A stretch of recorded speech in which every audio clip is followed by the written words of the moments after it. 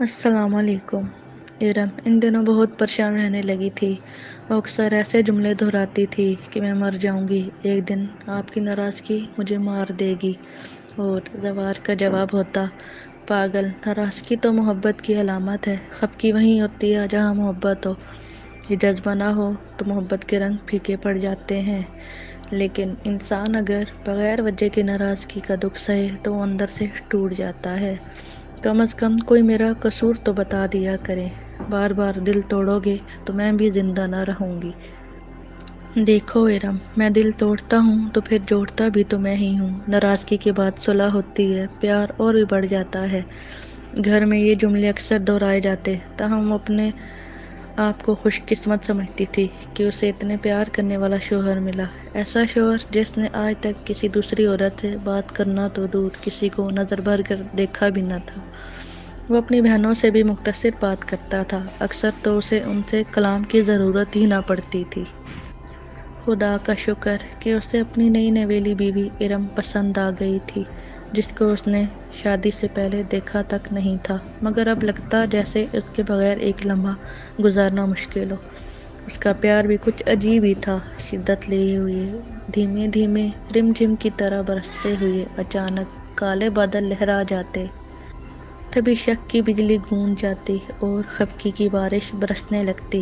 ایسے عالم میں ارم ان کہیں باتوں سے بے خبر اس الجھن میں رہتی کہ زوار کو ہوا کیا ہے، وہ کیوں اس سے بات نہیں کر رہا، کیوں من چاہا انسان ہی اگر آپ کو نظر انداز کرے، اجنبیوں جیسا سلوک کرے تو پھر سکون کہاں ملتا ہے۔ رات رات بھر جاگ کر وہ سوچتی، روتی، لیکن کوئی ذرا ہاتھ نہ لگتا۔ وہ کتنے دن ایسے تڑپتے ہوئے گزار دیتی اور پھر اچانک بادل برسنا بند کر دیتے، محبت کی پھوار پڑنا شروع ہو جاتی، اس کے گلے ہونٹوں میں ہی دب کر رہ جاتے۔ وہ ان دنوں کی اذیت کو تلخ یاد سمجھ کر بھول جاتی کہ پھر سے وہیں سب شروع ہو جاتا۔ اس کا جیون ساتھی پیار بھری باتیں کرنے لگتا، کیا بات ہے، آپ کیوں چپ ہیں؟ کچھ نہیں، مجھے بتائیں کیا ہوا ہے؟ کہا نہ، کچھ نہیں، کچھ تو ہے راز، میں پتہ کر کے ہی رہوں گی کہ آخر آپ کو ہوا کیا ہے۔ صبح آپ آفس گئے تو بالکل ٹھیک تھے اور واپسی پر وہی خراب موڈ، آخر کوئی تو وجہ ہوگی نا، بلا وجہ تو کچھ نہیں ہوتا۔ ارم بوجھل لہجے میں پوچھتی رہ جاتی۔ ایسے ہی ایک دن پھر بالآخر اسے جواب مل ہی گیا۔ زوار نے کہا، آج تم بازار گئی تھی؟ مجھ سے پوچھے بغیر؟ نہیں، میں تو گھر پر ہی تھی، آج کہیں بھی نہیں گئی۔ میں نے دیکھا تھا، وہ تم ہی تھی، وہ تمہاری سفید چادر تھی۔ قسم لے لیں زوار، میں گھر پر ہی تھی، آپ امی سے پوچھ لیں۔ ارم نے نم آنکھوں سے جواب دیا تو اچھا کہہ کر شوہر صاحب کا موڈ خوشگوار ہو گیا۔ گویا زوار کو اندر سے شک کا روگ لگا ہوا تھا، یہ زہریلا سانپ اسے رہ رہ کر ڈستا تھا۔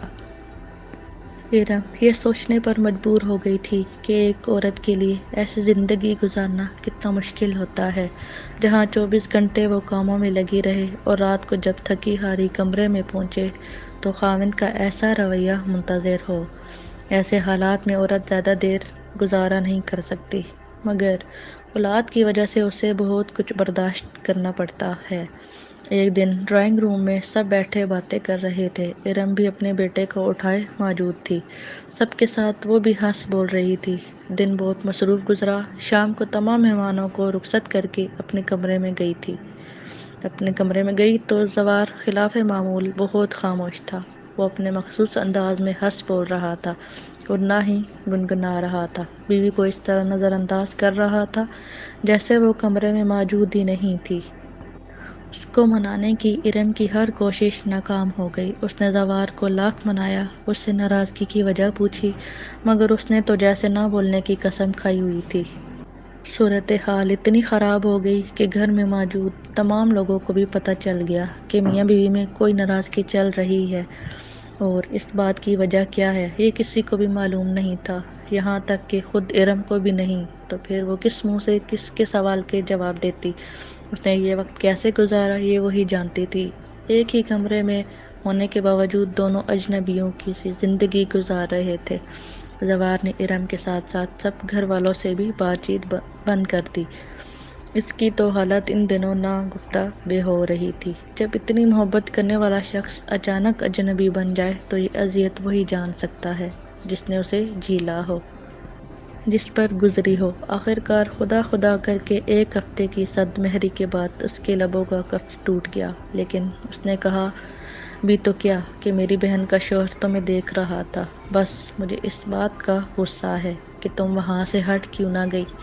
یہ الزام سن کر وہ تڑپ گئی۔ خدا کے لیے ایسے الزام نہ لگاؤ، میں نے تو تمہارے بہنوئی کی طرف ایک بار بھی نہیں دیکھا، اس نے سسکتے ہوئے جواب دیا۔ ٹھیک ہے تم بے قصور ثابت ہو گئی، لیکن وہ نہیں ہوا۔ آئندہ جب میری بہنیں آئیں تو تم ان کے خامندوں کے سامنے نہیں آنا۔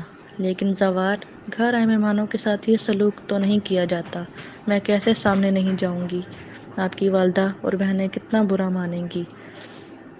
وہ تو میری جان کو آ جائیں گی۔ اچھا تو پھر سوچ لو، یا تو انہیں خوش رکھو یا تو پھر مجھے، اس نے بیوی کو درشت لہجے میں جواب دیا۔ اور پھر اگلی دفعہ ویسا ہی ہوا جیسا وہ چاہتا تھا۔ اس بار جب اس کی بہنیں اور ان کے خاوند آئے تو ارم اپنے کمرے میں بند رہی۔ اس نے اپنی ساس کو بھی ان کے بیٹے کی اس پابندی کے بارے میں بتا دیا تھا۔ زوار خود بھی ارم کے ساتھ کمرے میں بند ہو گیا تھا۔ وہ بہت خوش تھا کہ اس کی بیوی نے اس کی بات مانی ہے اور کسی سے ملنے نہیں گئی۔ تم صرف میری ہو اور میرا دل چاہتا ہے کہ میری چیز پر کسی کی نظر نہ پڑے۔